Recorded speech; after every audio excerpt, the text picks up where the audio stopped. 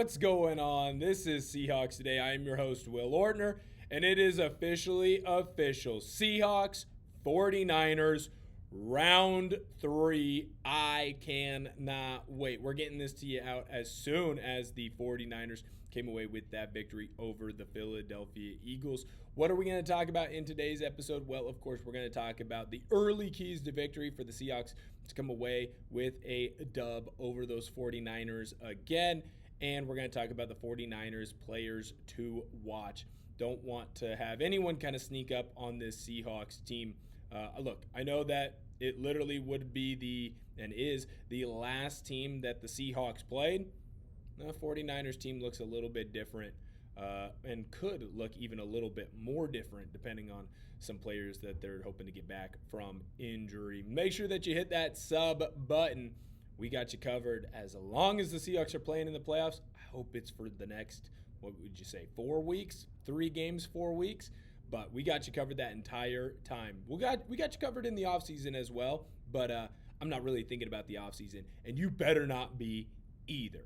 All right, when we look at this 49ers team, obviously that first matchup, it was a back-and-forth game. Unfortunately, Brock Purdy led a great drive down at the end of the game, found Jake Tonjes for a touchdown on a play that, look, a lot of us were kind of hoping that Rick Woolen, and a lot of us thought that Rick Woolen should have made. Here's the thing, Rick Woolen would make that play this time around. If that play happened again, I guarantee that Rick Woolen would come up with the stop there now. He's been playing lights out this year. He got it kind of figured out about midway through the year. Rick Woolen, special cat. In that second matchup, obviously the Seahawks dominated. It was from start to finish. Obviously that was a 13-3 game. Seattle could have beat them 23-3, 28-3.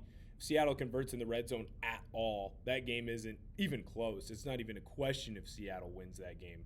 So that's something important to look at. Now, when we dive into the 49ers players to watch, it's going to be pretty simple. We're going to dive into the top 3 guys over there on the offensive side of the ball, starting with quarterback Brock Purdy. Purdy did not look quite as good against Seattle as he might have had against some of the other teams that are in the postseason or that were in the postseason, obviously. Now, I will say if Seattle's able to get some pressure on Purdy, he has shown that he can be a little bit scared, I guess is the best way to say it. Maybe, scared might be a little bit too much. He's clearly not as talented in the pocket when Seattle gets a little bit of pressure on Purdy, but I will say that he's the type of guy that will take shot after shot after shot and deliver good throws.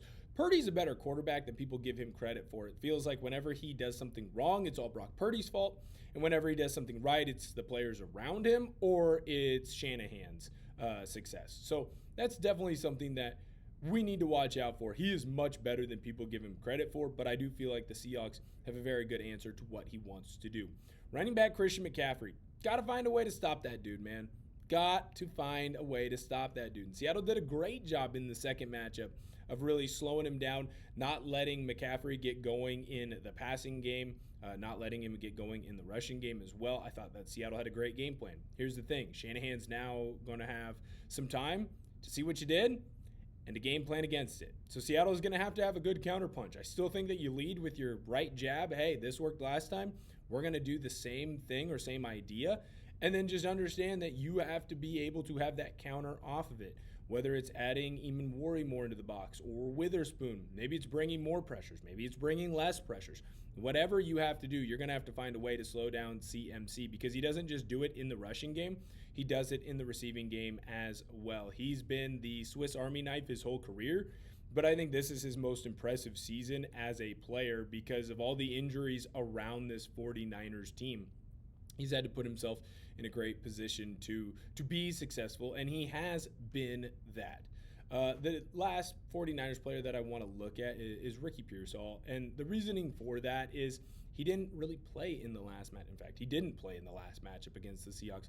I wonder what the addition of him against this Seahawks defense could do, right? What would he be able to really do and grow into the role that he has? The other player to watch as well is obviously going to be George Kittle.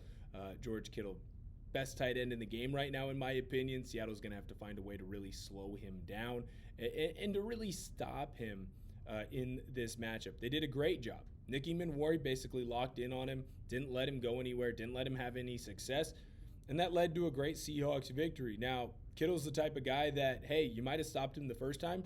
He's going to find a way to get open again. Trust me. That's a good player. And he's not going to just say, oh, well, you beat me last time, so that's what's going to happen this time. Seattle's going to have to find a way to slow him down and really stop him. We're going to dive into my early keys to victory for the Seahawks in this matchup. But before we do that, I do need to let you know about the proud sponsor of today's video, and that, of course, is our good friends over at Rocket Money. I have a couple of vacations planned this summer. The big one, excited to go back home. Haven't been back home since I moved down to Dallas. Really excited to get over there, and I need to start saving some money. Thank goodness I found Rocket Money. Rocket Money is a personal finance app that helps find and cancel your unwanted subscriptions, monitors your spending, and helps lower your bills so you can grow your savings. Rocket Money, they've really helped me track some of my subscriptions. We found out that I was double paying for a couple of streaming services. Rocket Money helped me cancel those extra subscriptions. Now I'm saving some money and putting money aside, which Rocket Money is helping me budget for that vacation to get back home this summer. We're also using Rocket Money to help set some spending goals. Now each month, I'm saving a little bit of extra money here, a little bit of extra money there, and I'm putting that right into the budget. Your boy's going to be balling when he goes back home. Who knows? Maybe we'll even get to do some exciting things that I haven't gotten to do back home that I've always wanted to do, and that's thanks to Rocket Money. Let Rocket Money help you reach your financial goals faster. Join at rocketmoney.com/SeahawksChat. That's rocketmoney.com/SeahawksChat. rocketmoney.com/SeahawksChat. Shout out to Rocket Money, man. The best. All right.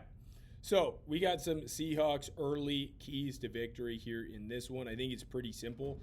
Get pressure on Brock Purdy early. Whenever quarterbacks get pressured, you see most of them turn mortal. The ones that don't turn mortal are the ones that are wearing gold jackets 5 years or whatever the number is after they retire from the NFL, because they're Hall of Famers, because they get 2 Super Bowl championships and they get multiple usually, right? If Seattle's able to get pressure on Purdy, I do think that he will revert back to being more of a mortal player, right? We saw what Seattle was able to do in making him uncomfortable in NFL Week 18 this year. He just wasn't able to set his feet. He wasn't able to deliver strikes for the most part. And aside from one drive, which led into maybe the freakish interception I've ever seen for Drake Thomas, he wasn't all that good. He wasn't all that impressive. And I think that is, at the end of the day, what is most impressive by this Seahawks defense is they made Brock Purdy mortal. And is Brock Purdy a top 5 QB in the NFL? No. But he's better than people give him credit for. And if he is given time to stand in the pocket and deliver strikes, he will. And he'll pick teams apart. He's picked the Seahawks apart plenty of times during the Pete Carroll era, right? So if Seattle can continue to get pressure, get DeMarcus Lawrence after him, get Leonard Williams after him, get Byron Murphy up the middle, send a couple of blitzes, I think that this game could really go and turn towards the Seahawks' way. Next, you got to find a way to stop McCaffrey. I don't know how you do it. You did it last time. I'll tell you right now, I bet you most of those same tricks are not going to work. I think that the Seahawks are still in a good position to match up well with McCaffrey. Ernest Jones, he's one of the freakiest linebackers. Shout out to him, by the way, second team All-Pro. One of the freakiest linebackers when it comes to his athleticism. He would be able to run in coverage with McCaffrey as well as fill into the gaps and make big tackles on him. Seattle did a great job of really flying to the football. Drake Thomas was very impressive in this game, not afraid to put his body on the line like he has all season long, and made big plays down low. I think that's going to be important. Seattle has to find a way to really limit what he's doing. On the edges, I wouldn't say that I'm really scared of any 49ers player, but again, if Brock Purdy is able to sit back there and deliver strikes, well, then we're going to need a big game from a guy like Julian Love. We're going to need a big game from Devin Witherspoon. In fact, I would love to see Devin Witherspoon get added more and more into the run-stopping ability of this Seahawks team. I'd love to see him running downhill more and more, getting put into more and more blitzes against this 49ers team. Let him show his ability as well. I talk about Ernest Jones having freakish athleticism. Devin Witherspoon's probably the next guy with freakish athleticism. And then number one, of course, is going to be Nick Eamon-Worry. So if Seattle's able to stop McCaffrey, I have a hard time seeing anybody else in this 49ers team find a victory over the Seahawks or really propel this team. But at the same time, got to find a way and to get a stop there. Last thing, no turnovers. You saw the difference, man. When Seattle doesn't turn the football over, come away with victories pretty damn easily. Sam Darnold, that's been his one bugaboo. That's his Achilles heel. That's the one thing that he struggles with. If he doesn't turn the football over, which he didn't in the last matchup, Seattle's going to come away with a victory against the 49ers. I feel pretty damn confident about that. You had a 10-point victory on the road, and it felt like at any moment Seattle could have really blown the doors off that game, but they didn't need to, so they didn't, right? They didn't need to use Sam Darnold on a bunch of throws. They didn't need to throw the football deep and really target 50-50 matchups. They didn't need to use Rashid Shaheed in vertical routes. What they needed to do was be smart with the football and succeed. Now, what Seattle has to do a better job than what they did in the first game, got to score in the red zone. Can't go 0 for 3. And I didn't hate Mike Macdonald going for it. I hated that Seattle just didn't convert. I hated the bad execution on it. Hey, it's first and goal from the 1. Run the damn ball, right? But I don't think that that's a mistake that Clint Kubiak would make again. I don't think that's a mistake that Mike Macdonald would make again.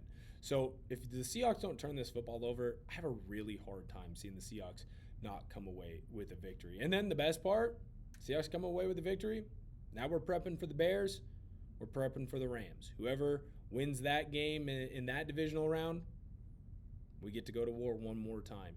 What are your initial thoughts on the Seahawks versus 49ers trilogy? This is obviously going to be the third game. What do you think are some keys to victory? Who are some players to watch? Or just any initial thoughts that you have? It felt inevitable that Seattle was going to play at least one of those NFC West opponents. Now they got a shot to play 2 of them, but we got to make the most recent game, this upcoming game, the most important one. How can the Seahawks beat the 49ers? Let me know whatever your opinion is down below in the comment section. I'm fired up. I cannot wait to talk about real football. No more bye week stuff. No more, hey, this coach might leave kind of stuff, because I think clearly we are all sick of it. We get to talk about actual football, and that's what's most important. That's what gets me up in the morning. That's what gets me fired up. We're going to have you covered here on Seahawks Today all frickin' week long. Make sure that you hit that like button on this video. Make sure if you're not subscribed to the channel, you hit that sub button, because we've got you covered here. Thank you guys so much for tuning in, and I'll catch you guys next time.